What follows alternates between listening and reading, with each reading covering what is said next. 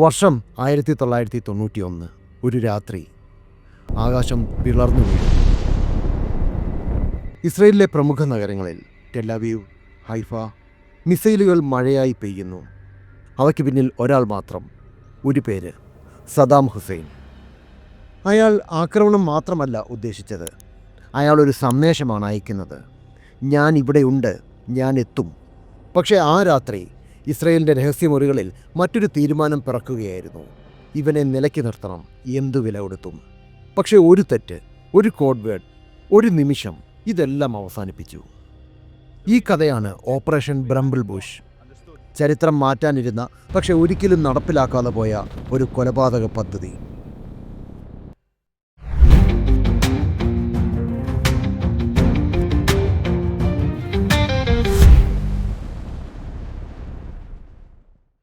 വർഷം 1991. കുവൈത്തിനെ ആക്രമിച്ച ഇറാഖിനെതിരെ അമേരിക്കയും സഖ്യകക്ഷികളും ഓപ്പറേഷൻ ഡെസേർട്ട് സ്റ്റോം ആരംഭിച്ചു. ലോകം മുഴുവൻ ഇറാഖിനെ ശത്രുവായി പ്രഖ്യാപിച്ചു. പക്ഷേ സദ്ദാമിന് മറ്റൊരു പ്ലാൻ ഉണ്ടായിരുന്നു. യുദ്ധം തൻ്റേത് മാത്രമാക്കാൻ സദ്ദാം ഇസ്രയേലിനെ പ്രകോപിപ്പിച്ചു. ഈ ഒരു ലക്ഷ്യപൂർത്തീകരണത്തിനായി ഏകദേശം 42 സ്കഡ് മിസൈലുകളാണ് ഇറാഖിൽ നിന്നും ഇസ്രയേലിലേക്ക് പതിച്ചത്. ഇസ്രയേൽ ഈ യുദ്ധത്തിൽ നേരിട്ട് ഭാഗമല്ലായിരുന്നു. പക്ഷേ സദ്ദാമിന് അറിയാമായിരുന്നു, ഇസ്രയേൽ തിരിച്ചടിച്ചാൽ അറബ് രാജ്യങ്ങൾ തനിക്കൊപ്പം നിൽക്കുമെന്ന്. ഭയന്നു വിറച്ച ഇസ്രയേൽ ജനത ഈ മിസൈൽ വർഷത്തിൽ നിന്നും രക്ഷ നേടാൻ ബങ്കറുകളിൽ അഭയം തേടി. അത് വെറുമൊരു സൈനിക ആക്രമണമായിരുന്നില്ല, അതൊരു മനഃശാസ്ത്ര യുദ്ധമായിരുന്നു. എപ്പോഴാണ് അടുത്ത മിസൈൽ വീഴുന്നത് എന്നറിയാതെ ലക്ഷക്കണക്കോളം വരുന്ന ജനങ്ങൾ അവരുടെ ഭൂഗർഭ ഷെൽട്ടറുകളിൽ രാത്രി കഴിച്ചുകൂട്ടി. പക്ഷേ ആ ഭയത്തിന് പിന്നിൽ ഉരുവായത് പ്രതികാരത്തിൻ്റെ ഒരു തീപ്പൊരിയായിരുന്നു. ഇസ്രായേൽ ഒരു തീരുമാനമെടുത്തു. ഒരിക്കൽ കൂടി തങ്ങളുടെ ജനതയെ ഭയപ്പെടുത്താൻ സദ്ദാം ഹുസൈനെ അനുവദിക്കില്ല. അതിനായി അവർ ഒരു പദ്ധതി തയ്യാറാക്കി. ചരിത്രത്തിലെ തന്നെ ഏറ്റവും ധീരവും അപകടകരവുമായ ഒരു കൊലപാതക പദ്ധതി. ലക്ഷ്യം ഇറാഖ് പ്രസിഡന്റ് സദ്ദാം ഹുസൈൻ. പദ്ധതിയുടെ കോഡ് നാമം ഓപ്പറേഷൻ ബ്രംബിൾ ബുഷ്. സദ്ദാം ഹുസൈൻ പശ്ചിമേഷ്യയിലെ ഏറ്റവും ശക്തനായ ഭരണാധികാരി. അദ്ദേഹത്തെ വധിക്കുക എന്നത് ആർക്കും അസാധ്യമായ ഒരു കാര്യമായിരുന്നു. സദ്ദാം ഒരു ഗോസ്റ്റ് പോലെയായിരുന്നു. എവിടെ ഉറങ്ങുന്നു, എവിടെ സഞ്ചരിക്കുന്നു എന്ന് ആർക്കും അറിയില്ല. ബാഗ്ദാദിൽ അദ്ദേഹത്തിന് ചുറ്റും കിലോമീറ്ററുകളോളം സുരക്ഷാ വലയമുണ്ടായിരുന്നു. ഹൈ ആർമേഡ് ബുള്ളറ്റ് പ്രൂഫ് കാറുകളുടെ ദീർഘമായ കോൺവോയ്കൾ, എപ്പോഴും മാറിക്കൊണ്ടിരിക്കുന്ന യാത്രാ വഴികൾ. സദ്ദാമിനെ പോലെ തന്നെ അനേകം അപരന്മാർ. പൊതുവേദികളിൽ വരുന്നത് പലപ്പോഴും സദ്ദാം ആയിരുന്നില്ല. ഇസ്രയേലിൻ്റെ ചാരസംഘടനയായ മൊസാദ് മാസങ്ങളോളം നിരീക്ഷിച്ചിട്ടും അദ്ദേഹത്തിൻ്റെ കൃത്യമായ ലൊക്കേഷൻ കണ്ടെത്താനായില്ല. അങ്ങനെയിരിക്കെ സൈനിക തലവൻ യഹൂദ് ബാരക് ഒരു കാര്യം തിരിച്ചറിഞ്ഞു. സദ്ദാമിനെ ബാഗ്ദാദിൽ വെച്ച് പിടിക്കാനാവില്ല, അദ്ദേഹത്തെ പുറത്തു കൊണ്ടുവരണം. അദ്ദേഹത്തിൻ്റെ ഒരു ഇമോഷണൽ വീക്ക്നെസ് കണ്ടെത്തണം. ആ പഴുതായിരുന്നു സദ്ദാമിൻ്റെ ജന്മനാടായ ടിക്രിറ്റ്. 1937 ടിക്രിറ്റിനടുത്തുള്ള അല്ലോജ എന്ന ഗ്രാമത്തിൽ ഒരു ദരിദ്ര കുടുംബത്തിലാണ് സദ്ദാം ജനിച്ചത്. ജനനത്തിന് മുൻപേ പിതാവ് മരിക്കുകയും ജ്യേഷ്ഠൻ അസുഖം ബാധിച്ച് മരിക്കുകയും ചെയ്തത് സദ്ദാമിൻ്റെ അമ്മയെ മാനസികമായി തകർത്തു. ഈ കഠിനമായ സാഹചര്യങ്ങളാണ് സദ്ദാമിനെ തൻ്റെ അമ്മാവനായ ഖൈറല്ലാഹ് തൽഫാഹിൻ്റെ അടുത്തേക്ക് എത്തിച്ചത്. തൽഫാഖ് വെറുമൊരു ബന്ധുവായിരുന്നില്ല, അദ്ദേഹം ഒരു തീവ്ര ദേശീയവാദിയും ബ്രിട്ടീഷ് വിരുദ്ധ പോരാളിയുമായിരുന്നു. സദ്ദാമിനെ രാഷ്ട്രീയത്തിൻ്റെ ബാലപാഠങ്ങൾ പഠിപ്പിച്ചതും തോക്കുപയോഗിക്കാൻ പഠിപ്പിച്ചതും തൽഫാഹാണ്. ദൈവം എന്തിനാണ് പേർഷ്യക്കാരെയും ജൂതന്മാരെയും ഈച്ചകളെയും സൃഷ്ടിച്ചത് എന്ന പേരിൽ തൽഫാഹ് എഴുതിയ ലഘുലേഖ സദ്ദാമിൻ്റെ മനസ്സിൽ ഇസ്രയേൽ വിരുദ്ധതയുടെ വിത്തുകൾ പാകി. തൻ്റെ അമ്മാവനുമായും ടിക്രിറ്റുമായുള്ള ഈ വൈകാരിക ബന്ധമാണ് വർഷങ്ങൾക്ക് ശേഷം ഇസ്രയേൽ ഒരു കെണിയായി ഉപയോഗിക്കാൻ തീരുമാനിച്ചത്. സദ്ദാം ഹുസൈനുമായി വളരെ അടുപ്പമുണ്ടായിരുന്ന തൽഫായ്ക്ക് ഗുരുതരമായ അസുഖമായിരുന്നു. അതുകൊണ്ട് തന്നെ തൽഫാഹിൻ്റെ മരണം സദ്ദാമിനെ എത്രത്തോളം മാനസികമായി തകർക്കുമെന്ന് മൊസാദ് കൃത്യമായി കണക്കുകൂട്ടി. അമ്മാവൻ്റെ മരണമുണ്ടായാൽ എത്ര വലിയ സുരക്ഷാ ഭീഷണിയുണ്ടെങ്കിലും സദ്ദാം ആ ശവസംസ്കാര ചടങ്ങിൽ പങ്കെടുക്കാനെത്തും എന്ന് അവർക്ക് ഉറപ്പായിരുന്നു. സ്ഥലം ടിക്രിക്കിലെ സെമിത്തേരി, സദ്ദാം ഹുസൈൻ്റെ ജന്മനാട്. പദ്ധതി വളരെ വ്യക്തമായിരുന്നു. ഇസ്രയേലിൻ്റെ ഏറ്റവും മികച്ച കമാൻഡോ വിഭാഗമായ സൈറത്ത് മത്കൽ വളരെ രഹസ്യമായി ഒരു CH-53K കിങ് സ്റ്റാലിയൻ ഹെലികോപ്റ്ററിൽ ഇറാഖിനുള്ളിൽ കടക്കും. ജോർദാൻ, സിറിയ എന്നീ രാജ്യങ്ങളുടെ വ്യോമ നിരീക്ഷണ സംവിധാനങ്ങളെ കബളിപ്പിക്കാൻ സവിശേഷ സാങ്കേതിക വിദ്യ പ്രയോഗിച്ചായിരിക്കും ഇവർ ശത്രു മണ്ണിലേക്ക് എത്തുന്നത്. തുടർന്ന് അവർ 2 സംഘങ്ങളായി തിരിഞ്ഞ് സദ്ദാം വരുന്നതിനായി കാത്തിരിക്കും.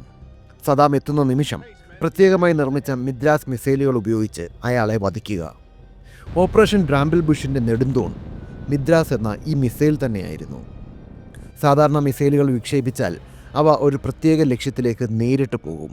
എന്നാൽ മിദ്രാസ് ഒരു മാൻ ഇൻ ദ ലൂപ്പ് സിസ്റ്റമാണ്. മിസൈലിൻ്റെ മുൻവശത്ത് ഒരു ഹൈ റെസല്യൂഷൻ ക്യാമറയുണ്ട്. ഇതിൽ നിന്നുള്ള ദൃശ്യങ്ങൾ കിലോമീറ്ററുകൾ അകലെയുള്ള കമാൻഡോയുടെ സ്ക്രീനിൽ തെളിയും. സദാം ഹുസൈൻ നടന്നു പോകുന്നതോ കാറിലേക്ക് കയറുന്നതോ കണ്ടുകൊണ്ട് കമാൻഡോയ്ക്ക് മിസൈലിനെ ജോയിസ്റ്റിക് ഉപയോഗിച്ച് നിയന്ത്രിക്കാം. ഇത് സദാമിൻ്റെ ബോഡി ഡബിൾസിനെ തിരിച്ചറിയാൻ സഹായിക്കുമെന്ന് ഇസ്രയേൽ കരുതി. കാരണം ശവസംസ്കാര ചടങ്ങിനിടെ സദാമിൻ്റെ മുഖഭാവങ്ങളും ചലനങ്ങളും എങ്ങനെയായിരിക്കുമെന്ന് ചാരന്മാർ തത്സമയം വിശകലനം ചെയ്യുമായിരുന്നു. അവർ ഓക്കെ പറഞ്ഞാൽ മാത്രം ഫയറിംഗ്. മരണം ഉറപ്പുവരുത്തിയ ശേഷം അതിർത്തി കടന്ന് അതിവേഗത്തിൽ ഇസ്രയേലിലേക്ക് മടങ്ങുക. അതായിരുന്നു പ്ലാൻ. പദ്ധതിക്ക് ദേശീയ മന്ത്രിസഭയുടെ അംഗീകാരം ലഭിച്ചു. അന്നത്തെ ഇസ്രായേൽ പ്രതിരോധ സേനാ മേധാവി യഹൂദ് ബറാക്ക് നേരിട്ടാണ് ഈ ഓപ്പറേഷൻ നിയന്ത്രിച്ചത്. പരിശീലനത്തിനായി അവർ തിരഞ്ഞെടുത്തത് ഇസ്രയേലിൻ്റെ തെക്കുള്ള നെഗേവ് മരുഭൂമിയിലെ സെലിം മിലിറ്ററി ബേസ് ആയിരുന്നു. ഇസ്രയേലിൻ്റെ ഏരിയ 51 എന്നറിയപ്പെട്ടിരുന്ന ഈ സ്ഥലത്തിൻ്റെ ഭൂപ്രകൃതി ഇറാഖിലെ തിക്രിത്തിന് സമാനമായിരുന്നു. 1992 ഒക്ടോബർ നവംബർ മാസങ്ങൾ രാവും പകലും സൈറേത്ത് മത്കൽ കമാൻഡോകൾ നെഗേബിൽ പരിശീലനം നടത്തി. അല്ലൗജ സെമിത്തേരിയുടെ കൃത്യമായ മാതൃക അവർ മരുഭൂമിയിൽ നിർമ്മിച്ചു. ഒരു സംഘം കമാൻഡോകൾ സദാമും അനുചരന്മാരുമായി അഭിനയിച്ചു. മറുഭാഗത്ത് കുന്നിൻ മുകളിൽ മറ്റൊരു സംഘം കമാൻഡോകൾ മിസൈലുകളുമായി കാത്തിരുന്നു. ഒരു പിഴവിനു പോലും അവിടെ സ്ഥാനമില്ലായിരുന്നു.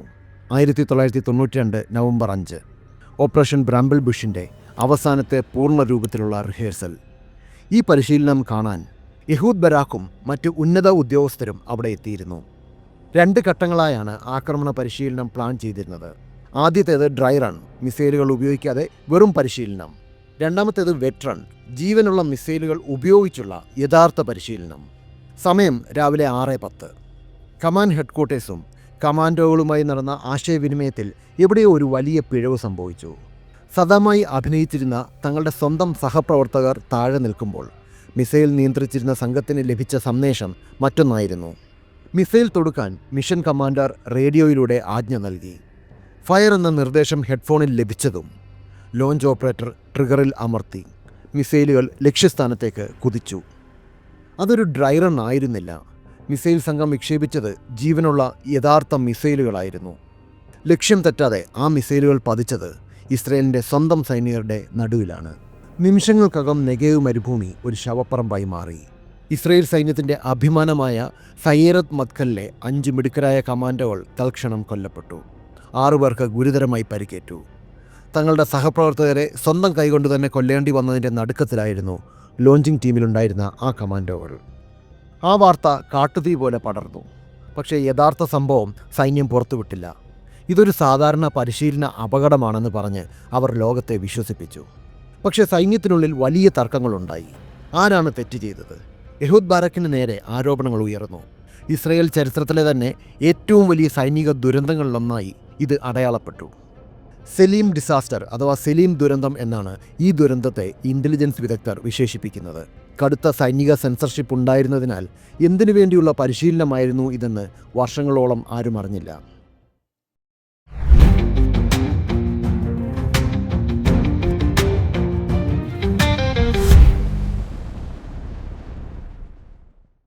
ആ സംഭവത്തോടെ ഓപ്പറേഷൻ ബ്രാമ്പിൾ ബുഷ് എന്നേക്കുമായി റദ്ദാക്കപ്പെട്ടു. 1996 ഇസ്രയേൽ പത്രങ്ങളിലൂടെയാണ് സദാം ഹുസൈനെ വധിക്കാനുള്ള ഈ പദ്ധതിയുടെ വിവരങ്ങൾ പുറം ലോകം അറിയുന്നത്. ചരിത്രം ചിലപ്പോൾ ഒരു ക്രൂരമായ തമാശയാണ്. സദാം ഹുസൈൻ പിന്നീട് 11 വർഷം കൂടി ജീവിച്ചു. പക്ഷേ കാലത്തിൻ്റെ വിധിയിൽ നിന്ന് അദ്ദേഹത്തിന് രക്ഷപ്പെടാനായില്ല. ആർക്കും തൊടാൻ കഴിയില്ലെന്ന് കരുതിയ സദാം ഹുസൈനെ വർഷങ്ങൾക്ക് ശേഷം 2003 അമേരിക്കൻ സൈന്യം ഒരു ഒളിത്താവളത്തിൽ നിന്ന് പിടികൂടി. എന്നാൽ അയാളെ ഇല്ലാതാക്കാൻ ഇസ്രയേൽ കണ്ട സ്വപ്നങ്ങൾക്ക് നൽകേണ്ടി വന്ന വില വളരെ വലുതായിരുന്നു. നെഗേവ് മരുഭൂമിയിലെ ചുട്ടുപൊള്ളുന്ന മണലിൽ ഇന്നും ആ 5 സൈനികരുടെ ഓർമ്മകൾ ഉറങ്ങിക്കിടക്കുന്നുണ്ട്. സാക്ഷാത്കരിക്കപ്പെടാത്ത ഒരു സ്വപ്നത്തിൻ്റെ, ഇരുളടഞ്ഞ ഒരു രഹസ്യ യുദ്ധത്തിൻ്റെ ബാക്കി പത്രമായി. ലോകരാഷ്ട്രീയവും പ്രതിരോധ തന്ത്രങ്ങളും ബിസിനസ് മാറ്റങ്ങളും എന്നിങ്ങനെ നമ്മുടെ ലോകത്തെ രൂപപ്പെടുത്തുന്ന നിർണായക ഘടകങ്ങളെക്കുറിച്ച് വിശകലനം ചെയ്യുന്ന വിശ്വസനീയമായ മലയാളം ചാനലാണ് ചാണക്യം. നിങ്ങൾക്കും നിങ്ങളുടെ ബ്രാൻഡിനും ഞങ്ങളോടൊപ്പം ചേർന്ന് പരസ്യം നൽകാൻ ആഗ്രഹമുണ്ടെങ്കിൽ ദയവായി ബന്ധപ്പെടുക.